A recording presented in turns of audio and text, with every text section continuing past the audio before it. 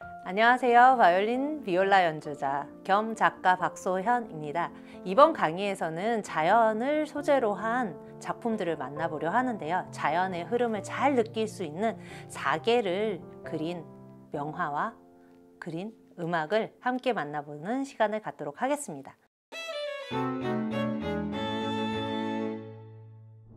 자연은 화가, 음악가, 시인 등 수많은 예술가들에게 끊임없는 영감을 주는 예술의 가장 원초적이면서도 아름다운 소재이기 때문에 자연을 배경으로 한 작품들은 수없이 많이 존재하고 지금 이 순간에도 탄생을 하고 있습니다. 아주 재미있는 말 중에 하나가 바로 아름다운 자연을 보고 그림처럼 아름답다라는 얘기인데요.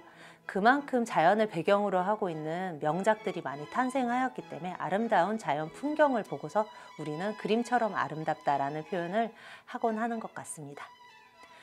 특히 사계절의 변화는 예술가들에게 큰 영감을 줬는데요.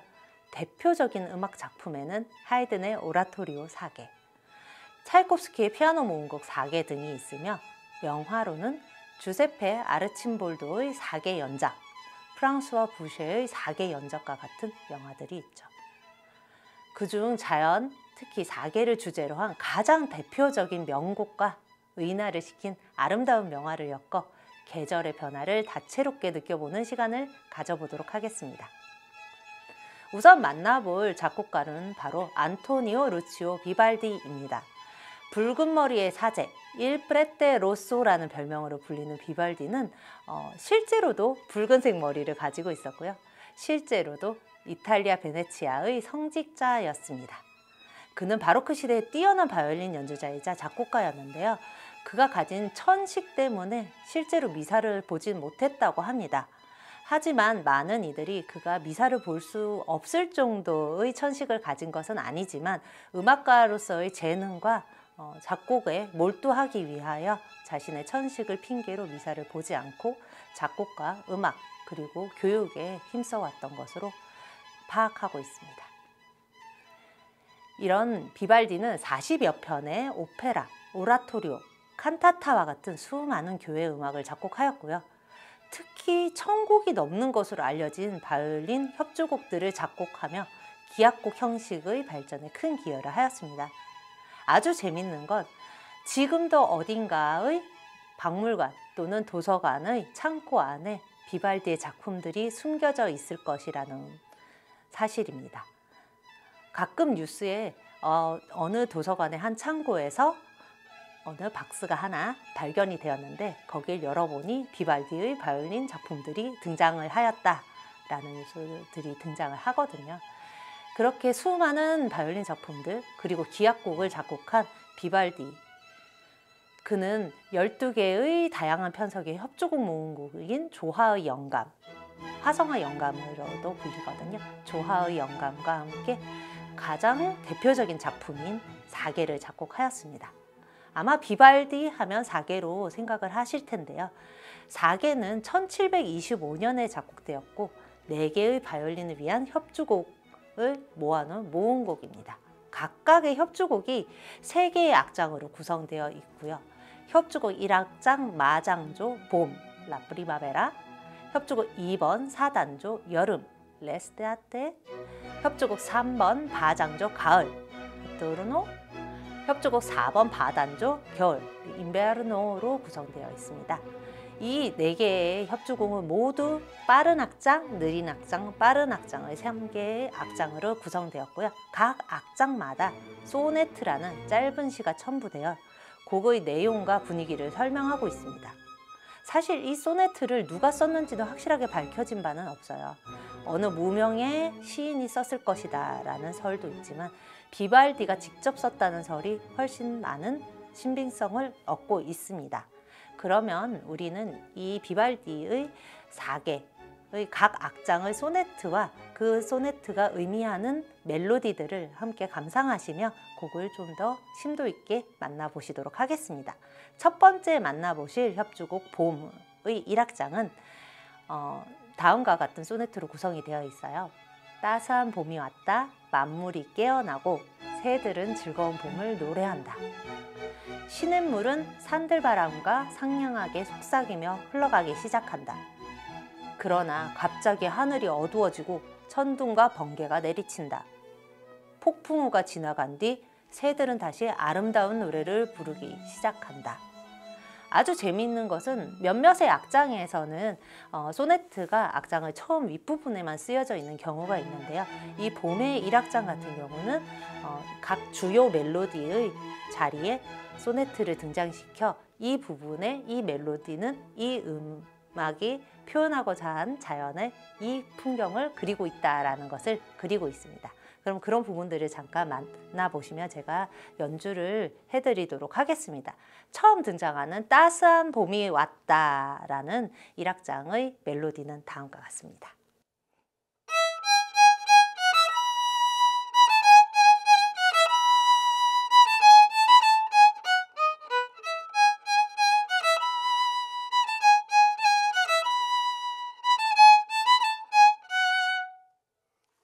이렇게 봄이 찾아오면 새들이 즐거운 봄을 노래하기 시작하죠. 새들이 노래하는 멜로디는 다음과 같이 표현을 하고 있어요.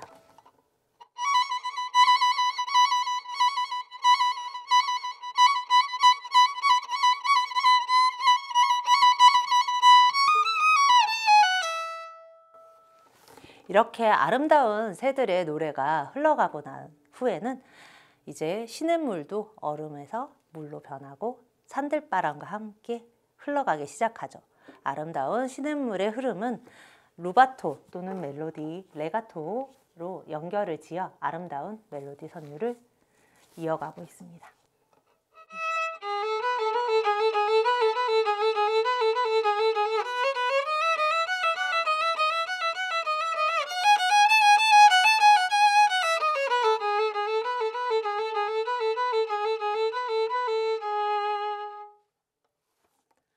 하지만 이렇게 아름다운 시냇물이 흘러가는 중간에 갑자기 천둥과 번개가 휘몰아치죠.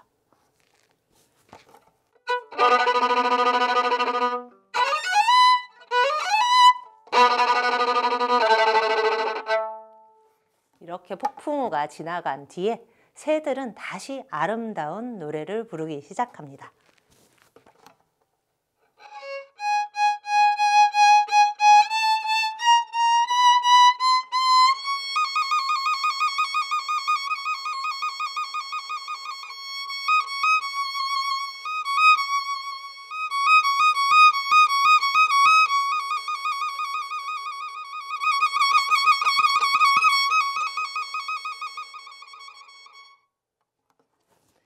이렇게 각 멜로디를 소네트와 함께 설명을 하여 이해를 하기 굉장히 쉽게 만들어진 봄의 1악장은 따스한 봄이 만개하는 모습을 아름답게 그리고 있습니다. 봄의 2악장 라르고의 소네트는 다음과 같습니다. 꽃들이 만발한 한가로운 목장에서 나뭇잎들이 달콤하게 속삭이고 양치기는 충실한 개를 곁에 둔 채 꾸벅꾸벅 졸고 있다. 사실 우리가 잘 아는 춘곤증을 그대로 아름답게 표현한 소네트가 아닐까 생각됩니다. 1악장과 달리 2악장의 소네트는 악장이 시작하기 전 악보의 위에 이렇게 하나의 시를 한꺼번에 몰아서 배치를 해뒀고요. 그 멜로디, 양치기가 좀 꾸벅꾸벅 조는 것과 같은 멜로디는 다음과 같습니다.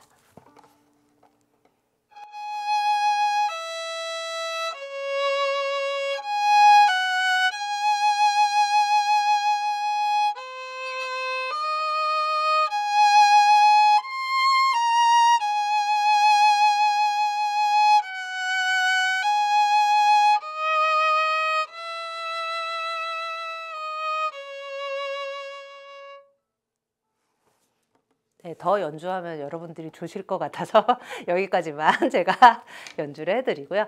꾸벅꾸벅 졸고 있는 양치기의 모습이 느껴지시나요? 우리도 따스한 봄의 햇살이 비춰지면 조금씩 졸음이 몰려오기도 하잖아요. 그런 졸음이 몰려오는 한가로운 시간을 이 악장에 잘 녹여냈다고 볼 수 있을 것 같습니다. 사막장의 소네트 역시 악보의 가장 위에 사막장이 시작되는 부분에 함께 배치가 되었고요. 다음과 같습니다. 요정들과 양치기들은 눈부신 봄 하늘 아래에서 백파이프의 활기찬 음률에 맞춰 즐겁게 춤을 춘다. 사실 백파이프가 이 작품에 등장하지는 않아요. 그러나 바소 콘티누어, 그러니까 통주 저음이라고 하는 챈발로, 첼로, 베이스와 같은 악기들이 마치 백파이프가 연주되는 듯한 멜로디를, 선율을 길게 끌어주고 있고, 그 위에서 바이올린이 아주 즐거운 춤을 연상되는 음악을 연주하고 있습니다. 그래서 앞부분에 이 즐겁게 춤을 추는 바이올린의 선율을 연주해 드리도록 하겠습니다.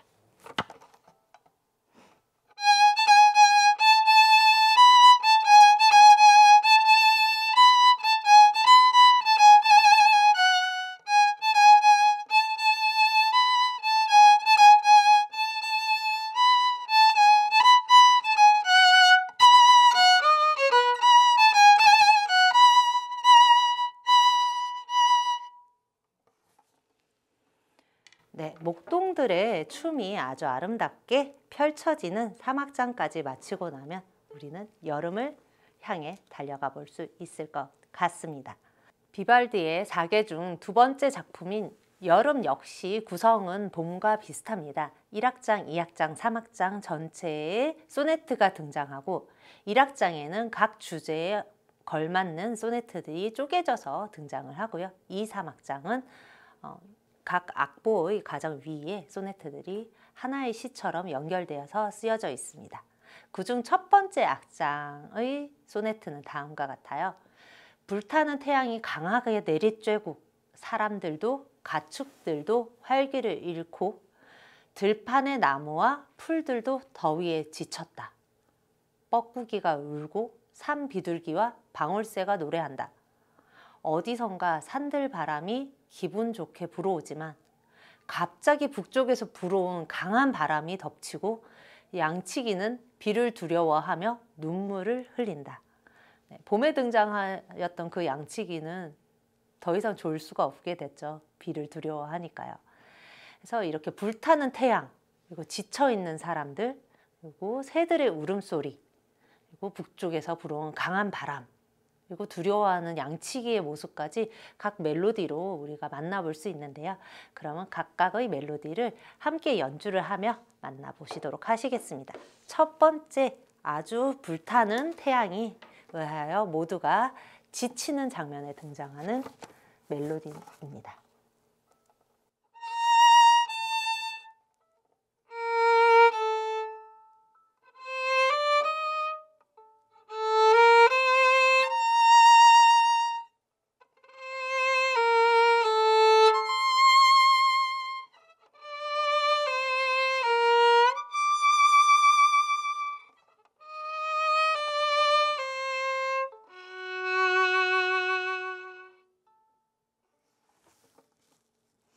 뻐꾸기, 산비둘기, 방울새가 노래하는 여름의 1악장은 봄에 등장하는 새의 소리와는 조금 다른 멜로디를 노래합니다.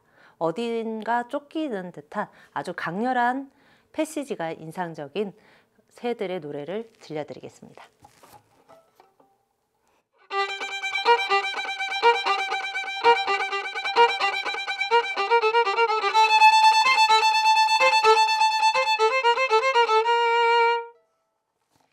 이렇게 진행되는 새들의 노랫소리가 흘러간 후에는 아름다운 산들바람이 불러오는 소리를 연출하고 있습니다. 들려드릴게요.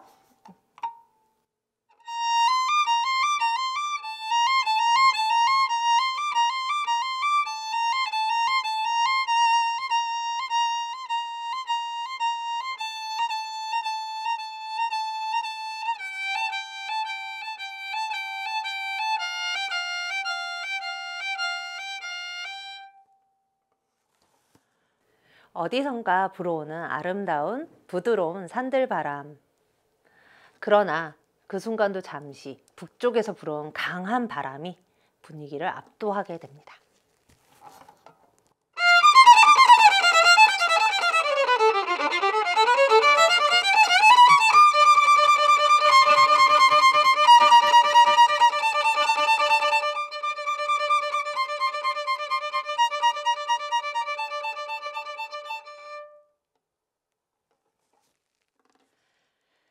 양치기는 비를 두려워하며 눈물을 흘리죠.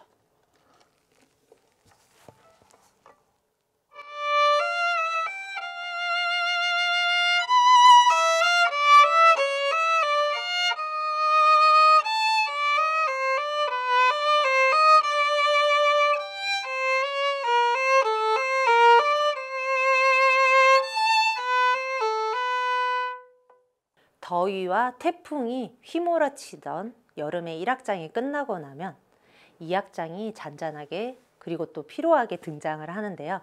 비발디는 이렇게 소네트로 이 작품을 표현하였습니다. 번개, 격렬한 천둥소리, 그리고 파리, 달려드는 파리떼의 공격으로 양치기는 피로한 몸을 쉴 수 없다. 이렇게 지친 사람의 멜로디를 연주해 드리겠습니다.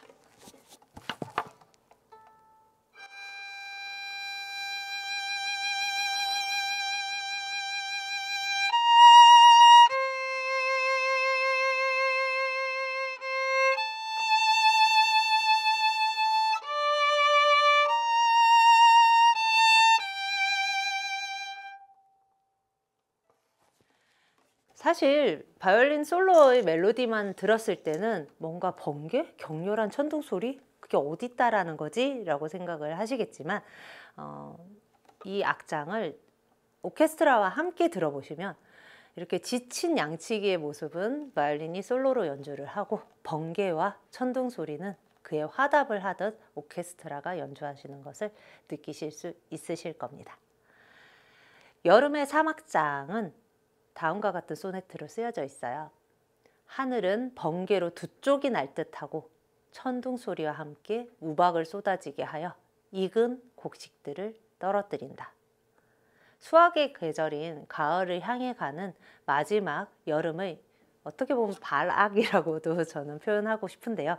그런 모습을 아주 강렬하게 표현하고 있는 것이 바로 3악장입니다.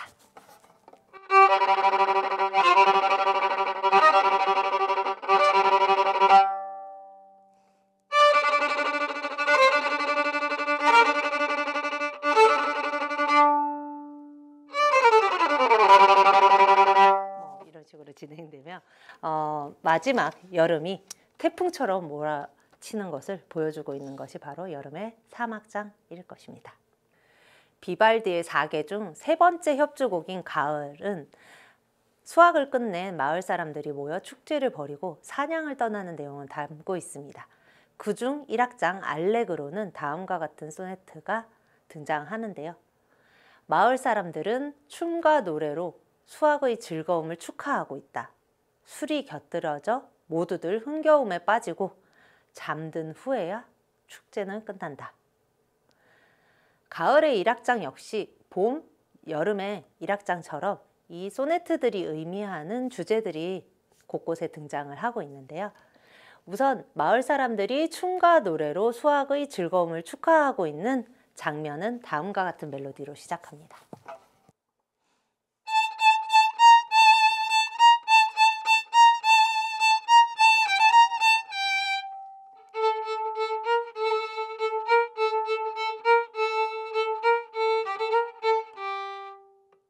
술이 곁들여져서 흥겨움에 빠진 채 술에 취한 사람의 장면은 다음과 같습니다.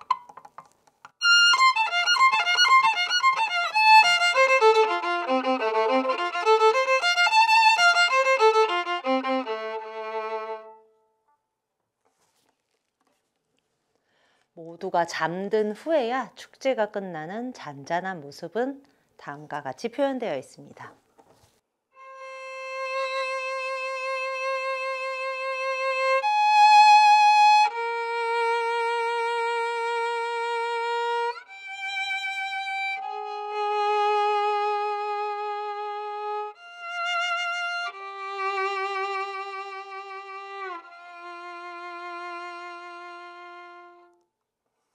그렇지만 다음 날에도 계속 축제는 반복되죠.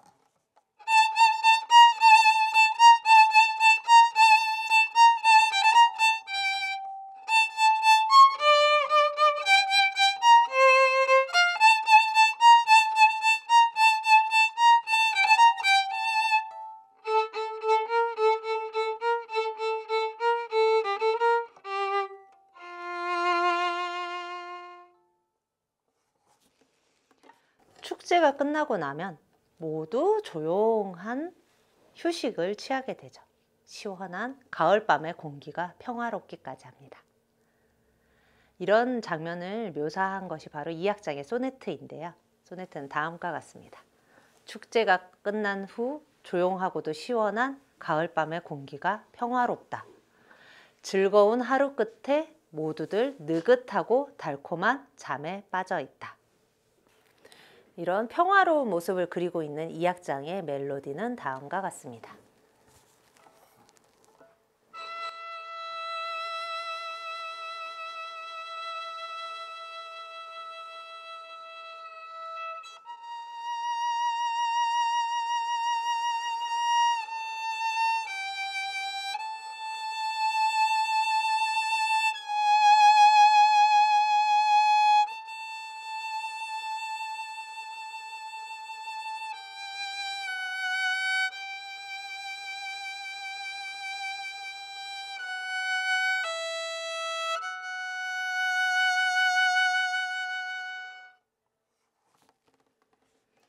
이렇게 평화로운 밤이 흘러간 후에는 동이 트죠. 가을의 새벽이 밝아오자 사냥꾼들은 풀피리와 총, 개를 거느리고 사냥을 떠납니다. 그런 사냥을 떠나는 사람들의 모습을 담고 있는 3악장의 소네트는 다음과 같아요. 동이 트고 새벽이 밝아오자 사냥꾼들은 풀피리와 총, 개를 거느리고 사냥을 떠난다. 총소리와 개 짖는 소리에 쫓긴 짐승들은 상처를 입고 떨고 있다. 도망칠 힘마저 다 떨어진 채 궁지에 몰려 죽임을 당한다. 이 사냥을 당하고 두려움에 떠는 짐승들이 느껴지지 않을 정도로 밝은 모습을 그리고 있는 것이 바로 3악장인데요. 3악장 앞부분의 멜로디를 들려드리겠습니다.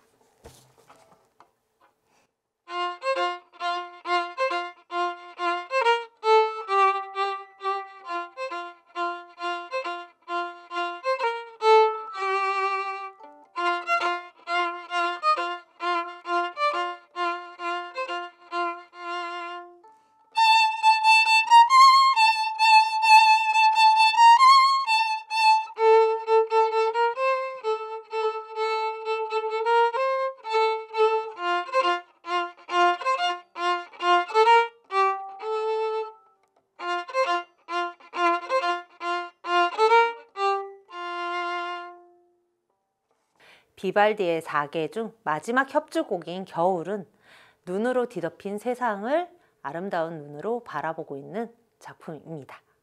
역시나 1악장은 빠른 악장, 2악장은 느린 악장, 3악장은 빠른 악장으로 구성되어 있고요. 1악장의 소네트는 다음과 같습니다. 세상은 차가운 눈 속에서 얼어붙어 가고 휘몰아치는 바람을 맞으며 쉴 새 없이 발을 동동거리지만 너무 추워 이가 딱딱 부딪힐 정도로 몸이 떨린다. 봄, 여름, 가을과 같이 역시나 1악장 알레그로 논 몰토에서는 각 주요 멜로디에 소네트가 쪼개져서 등장하고 있는데요. 첫 번째 눈 덮인 세상의 모습은 다음과 같이 연주됩니다.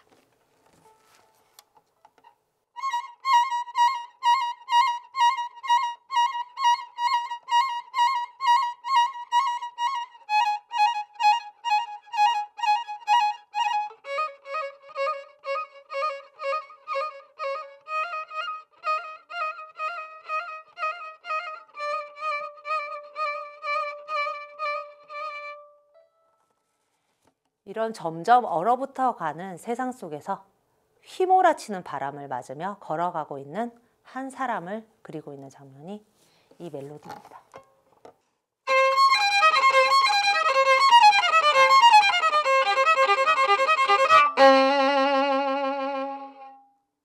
이렇게 쉴 새 없이 발을 동동거리면서 넘어지기도 하고 다시 일어서서 길을 걸어가지만 너무 추워서 이가 딱딱딱딱 부딪힐 정도로 몸이 떨리는 모습들을 1악장에서 다양하게 선보이고 있습니다.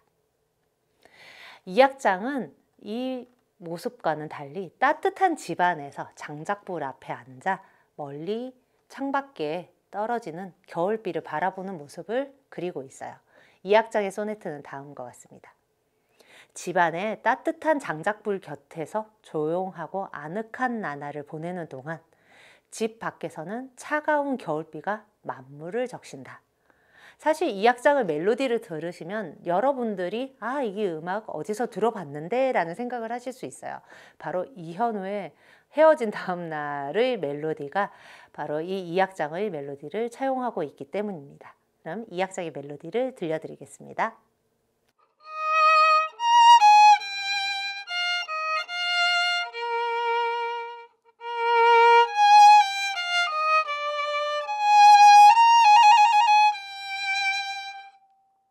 따뜻한 장작불의 느낌이 느껴지는 2악장이 끝나고 나면 3악장은 다시 차가운 겨울을 느낄 수 있습니다. 소네트는 다음과 같아요. 한 사람이 얼음 위를 걷는다. 넘어지지 않으려 느린 걸음으로 천천히 내딛지만 서두르다 그만 미끄러져 넘어진다. 다시 일어나 걷고 또 넘어져 얼음이 깨져버린다. 바람이 멋대로 여기저기 불어대는 소리가 들린다. 이것이 겨울이다. 하지만 겨울은 기쁨을 실어다 준다. 이렇게 너무 추워서 끝이 나지 않을 것 같은 겨울을 그리고 있지만 다시 찾아올 봄에 대한 희망을 심어주고 있는 3악장의 멜로디를 짧게 들려드리겠습니다.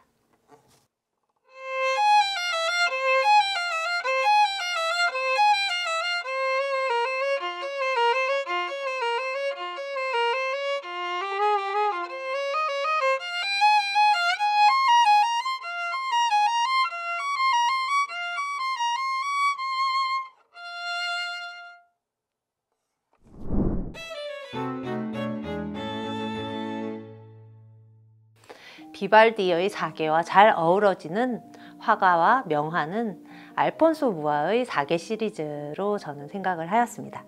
알폰소 무아는 일러스트레이터들의 시조세라고 불리는 화가인데요. 체코 출신의 알폰소 무아는 밝은 색감과 이상적인 여신과 같은 여성미를 추구하는 아르누보를 상징하는 화가입니다. 연극이나 오페라의 포스터, 제품의 포장, 광고 표지와 같은 상업적인 부분의 예술성 역시 사회적으로 인정을 받게 하는데 큰 영향을 끼친 화가예요.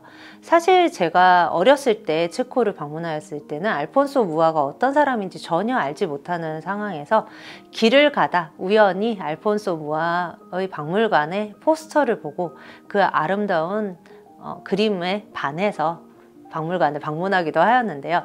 보통 유럽의 박물관이나 미술관들은 다 프레시만 터뜨리지 않으면 사진을 찍을 수 있게 되어 있어요. 근데 알폰소 무아의 박물관 같은 경우는 절대로 사진을 못 찍게 하더라고요. 그래서 도대체 왜 그럴까라고 생각을 하고 이제 관람을 마치고 나올 때 수비니어 샵에 보니 모든 그림들이 다 엽서로 만들어져서 판매를 하고 있더라고요.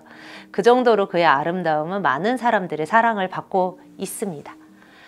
1894년 배우 사라 베르나르가 출연한 연극 기스몬다의 석판 포스터로 유명세를 타며 향수, 과자, 카펫, 벽지 등의 일러스트레이터로 활동하며 자신의 스타일을 크게 유행시킨 사람이 바로 알폰소 무아인데요. 1930년 체코의 수도 프라하 성안에 위치한 성 비투스 대성당의 스테인드 글라스를 담당하며 지금까지 여행 명소로 자리 잡게 하는 데에도 큰 영향을 끼쳤습니다. 그가 가장 심혈을 기울인 작업이 바로 의인화 작업인데요. 자연과 같이 눈에 보이지 않는 형상을 그리스 로마 신화에서나 등장할 법한 가벼운 드레스와 보석들로 장식된 아름다운 여인들로 의인화하는 작업을 진행한 알폰소 무아는 한 개의 주제를 4개의 작품 묶음으로 시리즈화하였습니다. 인간의 창작을 주제로 한 예술 시리즈는 음악, 춤, 시, 그림을 상징한 여인들로 구성되었고요. 꽃 시리즈는 백합, 장미, 아이리스, 카네이션에 둘러싸인 여인들의 모습을 그렸습니다. 보석 시리즈는 토파즈, 자수정, 루비, 에메랄드를 여성들의 옷의 색으로 묘사하였죠. 그가 심혈을 기울인 의인화 시리즈 중 가장 유명한 시리즈가 바로 사계 시리즈입니다. 알폰스 무아는 3개 시리즈를 발표할 정도로 많은 영감을 받았는데요. 1896년에 발표한 첫 번째 사계가 성공하므로 바로 다음 해인 1897년 조금 더 어두운 컬러로 표현된 두 번째 사계를 발표했습니다. 마지막 사계는 1900년에 발표했는데요. 큰 명성을 얻은 알폰스 무아가 미국을 방문한 것을 기사로 낸 뉴욕타임즈의 일면을 장식한 작품이 바로 마지막 사계 시리즈입니다. 무아의 사계와 비발디 사계를 연결하여 해설을 하면 이 작품들을 이해하시는데 훨씬 더 도움이 될 것 같습니다. 무아의 첫 번째 사계 시리즈 중 봄의 의인화한 여성의 모습은 비발디 사계의 첫 번째 곡을 닮아 있습니다. 하얗게 핀 꽃들을 둘러싸여 리라를 연주하는 봄의 님프는 비발디의 봄을 연주하는 듯한 섬세한 손놀림을 보이고 있습니다. 그리고 이 여인의 옆에서 노래를 부르는 듯한 작은 새들은 서정적인 이 악장 라르고를 감상하는 것 같고요. 3악장 알레그로 파스토랄레의 우아하면서도 아름다운 멜로디는 깨어나는 만물을 즐거이 맞이하고 있습니다. 비발디 여름의 1악장 알레그로 논 몰토는 무아의 첫 번째 사계 시리즈 중 여름의 여인과 닮아 있습니다. 강하게 내리쬐는 여름에 지친 여름의 님프, 그 모습과도 닮아 있죠. 애처로운 멜로디의 바이올린 독주가 인상적인 2악장 아다지오의 피아노, 프레스토의 포르테는 멀리서 다가오는 먹구름의 두려움에 떠는 모습의 세 번째 사계 시리즈 속 여름의 여인을 닮아 있습니다. 3악장 프레스토는 두 번째 사계 시리즈 속 여인의 모습처럼 우박에 떨어지는 익은 곡식들을 안고 불안정한 모습으로 머리카락을 늘어뜨리고 누워있는 모습을 그리고 있죠. 수확이 끝난 기쁨을 누리는 농민들의 모습을 그린 비발디의 사계의 가을의 1악장 알레그로는 무아의 첫 번째 사계 시리즈 속 가을의 여인이 축제 속에 빛나는 아름다운 마을 처녀처럼 연상되게 만들고 있습니다.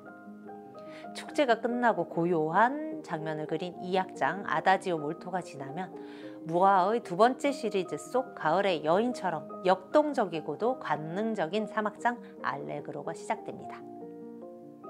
매서운 바람과 한기가 느껴지는 비발디의 사계 중 마지막 겨울의 1악장 알레그로 논 몰토는 무아의 첫 번째 사계 시리즈 속 겨울의 여인을 감싸고 있는 눈 덮인 앙상한 나뭇가지처럼 매섭습니다.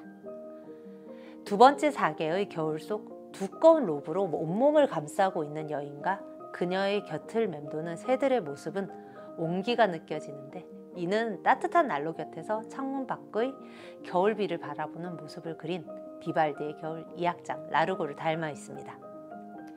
겨울의 마지막 악장 알레그로는 빙판길에서 위태롭게 길을 가다 넘어지고 다시 일어나 희망을 찾아가는 모습을 그리고 있는데 이는 무아의 마지막 사계 중 겨울의 여인의 희미한 미소 속 희망을 닮아 있습니다. 이렇게 무아의 세 가지 사계 속 봄, 여름, 가을 그리고 겨울의 여인들과 비발디의 사계의 각 악장을 여러분의 감성과 생각으로 매칭시켜보면 더욱더 입체적으로 명화와 명곡에 빠져드는 시간을 가질 수 있을 것입니다. 감사합니다.